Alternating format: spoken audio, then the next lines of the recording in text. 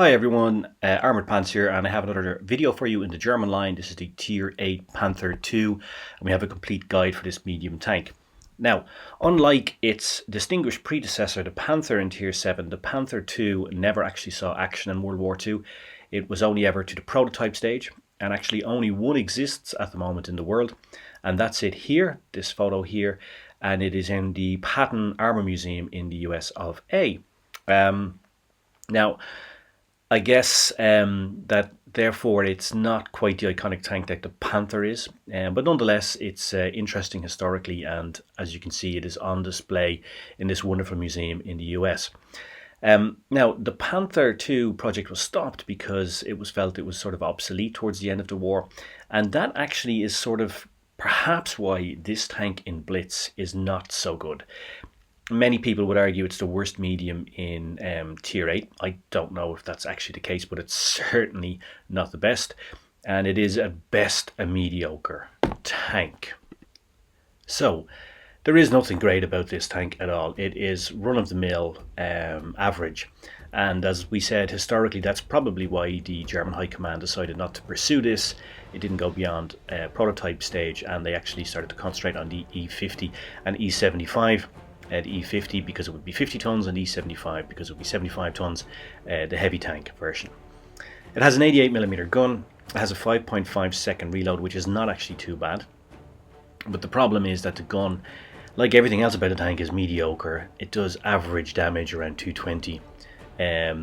Its muzzle velocity is not great, so you need to use supercharged and refined gun to get that muzzle velocity up. You can then, therefore, with the additional muzzle velocity, which would go up to 1300 meters per second, snipe and do long range combat with it. I guess one of the reasons that the tank is so mediocre is that it's not particularly fast. It's fairly standard for a medium tank. It has some frontal armour, but nothing spectacular, not like the E50 after it, which has very much trollish armour on front. Its gun handling is good, of course, but its gun just does fairly low damage for a Tier VIII. And the reload is, slightly better, but it's no better, let's say, than the AMX CDC, for example, and it's not as fast as that. And while it has some frontal armor that doesn't have, it doesn't have the maneuverability, and it doesn't have the speed and agility. So if we look at the tank front on, you will see that if you're top tier, you will get some bounces. The frontal armor is just okay, and if you're top tier, you will get some bounces on the front for sure, especially if you angle up a bit. If you look here at the relative armor numbers in the top left, you will see that it is possible to get some decent armor numbers. And if you're up against medium lights or even a Tier 7 heavy, you will get some bounces off the side and the front. But if you're up against a Tier 8 or Tier 9 heavy, you are going to get penned even if you're side on, because there's a lot of big guns out there. On the sides and the back, you are particularly vulnerable. And because it's a Tier 8, this is significant because there's obviously Borsigs, ISUs, if you're up to T30s, etc. around, waffle tractors, etc. and they can one-shot you. HE is going to pain you all day long on the back. Your tracks are also quite exposed, so therefore you need to run 2 repair kits. Because believe me, although this tank needs the engine accelerator, you do not want to get caught out in the open in this tank, because as I said, from the sides and back you are very vulnerable. So you can see here front on, if you're the top tier, you will bounce some shots, you will do quite well. If you're up against your own peers in Tier 8, you may bounce some shots. On Tier 9, it's unlikely you'll probably be penned front on, and as we said, at the sides and back you will be penned by everything and all day. Now, so therefore you're probably saying, well, Armoured, that all sounds very well, but what am I supposed to do then? How am I supposed to play this tank? Well, that's a very good question. I mean, I was super unicum in this when I was shooting the video. The game I'm going to show you is a mastery game, but nonetheless I am aware of the fact that it has limitations. It's not as good as the Indian Panzer, for example, its direct competitor in the German line. It's not as good as a T44. Indeed, it's not as good really as any of the other medium tanks out there, whether they be French, German, Russian or whatever. So what should you do? Well, basically what I would suggest is you play this as a very, very basic medium tank and play it by medium tank numbers. So let's say color by numbers.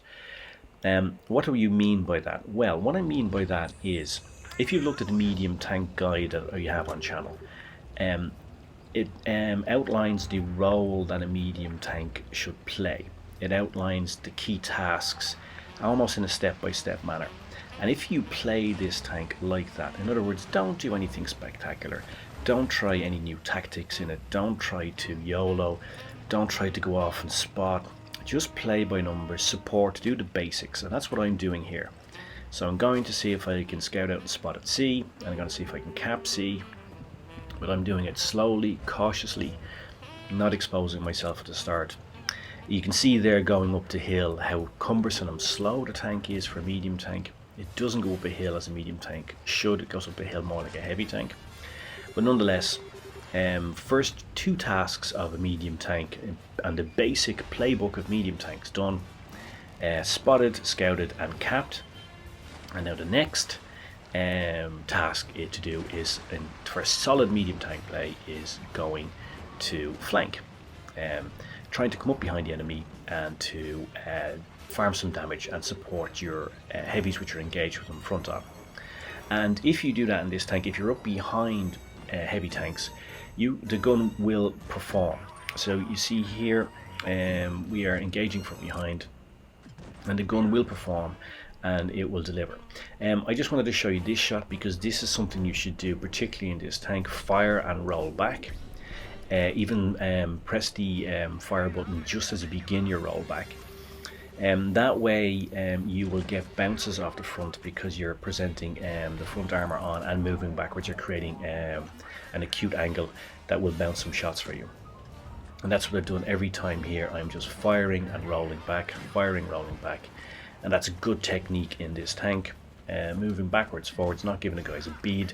And you can see there against a medium tank with decent frontal armour, it will pen front on, especially if you've got supercharged loaded up. So nothing spectacular there.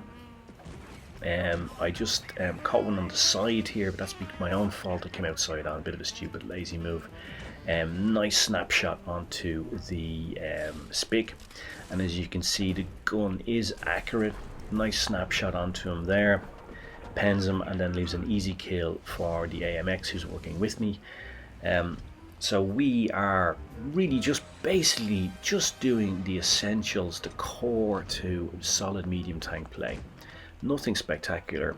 Snap one off, HE here into the Borsig, clear him off. Nice shot, especially as I was rolling back.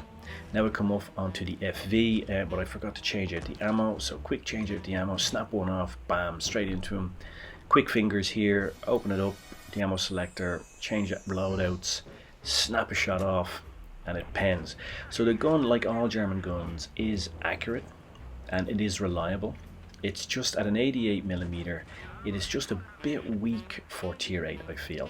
And when the rest of the tank is so mediocre, this is particularly a drawback for it. I catch a massive round here from this T-34. I thought I'd snap one off and get by him, but the gun on the T-34 is great. If you've seen the review we've done on it, it is a great gun. So I push past the FV again, roll backwards and forwards, not really giving him a target. Push forward again, snap one off onto him.